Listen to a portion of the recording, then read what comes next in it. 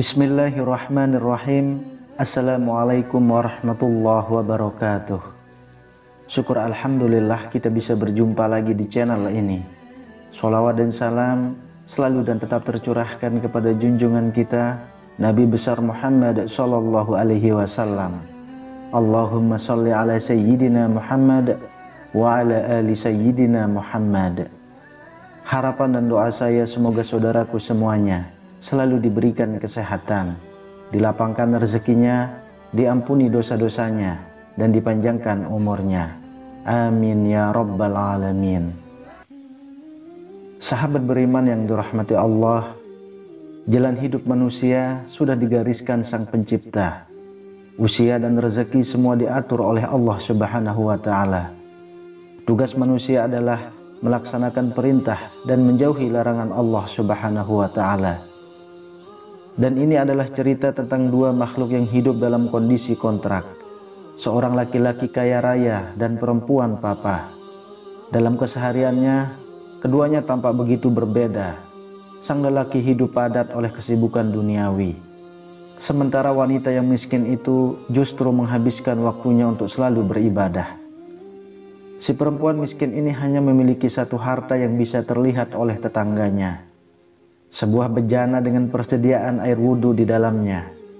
Ya, bagi wanita taat ini, air wudhu menjadi kekayaan yang membanggakan meski hidup masih pas-pasan.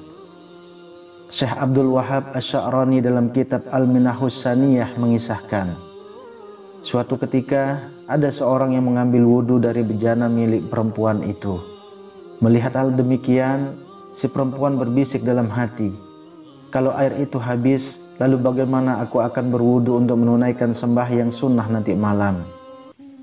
Apa yang tampak secara lahir tidak selalu menunjukkan keadaan yang sebenarnya.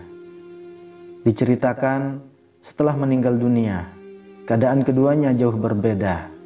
Sang lelaki kaya raya itu mendapat kenikmatan surga, sementara si perempuan yang taat beribadah itu justru masuk neraka. Apa masalahnya? Lelaki hartawan tersebut menerima kemuliaan lantaran sikap zuhudnya dari gemerlap duniawi. Kekayaannya yang banyak tak lantas membuatnya larut dalam kemewahan, cinta dunia, serta kebakhilan. Apa yang dimilikinya semata untuk kebutuhan hidup, menunjang keadaan untuk mencari ridha Allah. Pandangan hidup semacam ini tak dimiliki si perempuan. Hidupnya yang serba kekurangan justru menjerumuskan hatinya pada cinta kebendaan. Buktinya, ia tak mampu merelakan orang lain untuk berwudu dengan airnya, meski dengan alasan untuk beribadah. Ketidakikhlasannya adalah petunjuk bahwa ia miskin bukan karena terlepas dari cinta kebendaan, melainkan dipaksa oleh keadaan. Syekh Abdul Wahab Asy-Sya'rani menjelaskan dalam kitab yang sama, bahwa zuhud adalah meninggalkan kecenderungan hati pada kesenangan duniawi, tapi bukan berarti mengosongkan tangan dari harta sama sekali. Segenap kekayaan dunia direngkuh untuk memenuhi kadar kebutuhan dan memaksimalkan keadaan untuk beribadah kepadanya. Nasihat ulama sufi ini juga berlaku kebalikannya. Untuk cinta dunia, seseorang tak mesti menjadi kaya raya terlebih dahulu, karena zuhud memang berurusan dengan hati, bukan secara langsung dengan alam bendawi.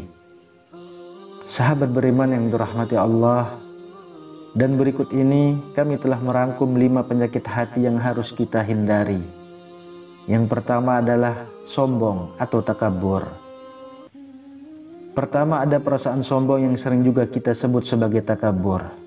Karena kesombongannya, seseorang memiliki kebanggaan berlebih pada kemampuan diri sendiri. Ia memandang dirinya tinggi dan enggan mengakui bahwa ada orang lain yang lebih baik. Allah Subhanahu wa Ta'ala sangat membenci sifat ini karena merupakan penyebab kafirnya iblis. Oleh sebab itu, dalam Quran surat Al-Isra ayat 37, kita diminta untuk menjauhi sifat sombong. Wala tamshi fil ardi marahan innaka lan takhriqal arda wa lan tablughal jibala tulan. Yang artinya, dan janganlah kamu berjalan di muka bumi ini dengan sombong, karena sesungguhnya kamu sekali-kali tidak dapat menembus bumi dan sekali-kali kamu tidak akan sampai setinggi gunung. Quran Surah Al-Isra ayat 37. Selain itu, kita perlu ingat, manusia tidak berhak sombong karena kekuatan terbesar hanya milik Allah Subhanahu wa Ta'ala. Yang kedua, mengagumi diri sendiri atau ujub. Di bawah sifat sombong ada karakter ujub yang merujuk pada kecenderungan mengagumi diri sendiri. Kebiasaan inilah yang menjadi akar rasa sombong di dalam hati seseorang. Menurut hadis riwayat Abdul Razak, Rasulullah Shallallahu Alaihi Wasallam pernah bersabda, 3 hal yang membawa pada jurang kebinasaan. Yang pertama, tamak lagi kikir. Yang kedua, mengikuti hawa nafsu atau yang selalu mengajak pada kejelekan. Dan ujub atau takjub pada diri sendiri. Hadis riwayat Abdul Razak. Tidak hanya itu, penyakit hati seperti ini bisa membawamu pada kekafiran. Wa ammal ladzina fi qulubihim maradun fazadathum rijsan ila rijsihim wa matu wa hum kafirun. Yang artinya, dan adapun orang-orang yang di dalam hati mereka ada penyakit, maka dengan surat itu bertambah kekafiran mereka, di samping kekafirannya atau yang telah ada, dan mereka mati dalam keadaan kafir. Quran Surah At-Taubah ayat 125. Lalu yang ketiga, iri dengki atau hasad. Penyakit hati dalam Islam berikutnya yang harus kamu hindari adalah iri dengki atau hasad. Tanda utama penyakit ini, kamu tidak senang saat melihat orang lain bahagia, sukses, atau mendapat rezeki lebih. Kondisi paling parah adalah ketika kamu berdoa agar kebahagiaan orang lain berpindah padamu. Perlu kita pahami, iri dengki adalah salah satu penyakit yang bisa menggugurkan pahala. Ini senada dengan ucapan Rasulullah Shallallahu Alaihi Wasallam dalam hadis riwayat Abu Daud. Waspadalah terhadap hasad. Sesungguhnya hasad mengikis pahala-pahala sebagaimana api memakan kayu. Hadis riwayat Abu Daud. Bahkan meski kamu hanya mengucapkan dalam hati, Allah Subhanahu wa Ta'ala dan malaikat pasti tetap mengetahuinya. Yang keempat, suka pamer atau riya.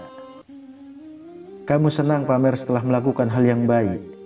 Hati-hati, perilaku seperti ini bisa menghilangkan pahala dari amalan baikmu. Pasalnya, kebiasaan pamer atau riya termasuk penyakit hati dalam Islam yang tidak Allah Subhanahu wa Ta'ala sukai. Riya akan menghilangkan rasa tulus ikhlas yang seharusnya kamu miliki ketika melakukan ibadah. Contoh pamer adalah melakukan sedekah hanya ketika ada orang lain yang bisa melihat dan menyanjungmu. Kemudian yang kelima, kikir atau bakhil. Penyakit hati terakhir yang harus kita hindari adalah kikir atau bakhil. Dasar utama dari perilaku ini adalah perasaan bahwa apa yang kamu miliki masih kurang. Akibatnya, kamu tidak mau membagi rezeki kepada orang lain yang lebih membutuhkan. Padahal harta yang ia miliki sudah lebih dari cukup untuk hidup dengan nyaman. Di dalam Al-Quran Surat Al-Imran ayat 180 dijelaskan bahwa mereka yang kikir di hari kiamat kelak harus membawa hartanya dengan mengalungkannya. Sahabat beriman yang dirahmati Allah, dan itulah dia beberapa penyakit hati dan kisah seorang wanita yang masuk neraka karena masalah air wudhu. Semoga kita bisa mengambil beberapa pelajaran dan hikmah, dan semoga video ini bermanfaat untuk kita semua. Amin ya rabbal alamin. Assalamualaikum warahmatullahi wabarakatuh.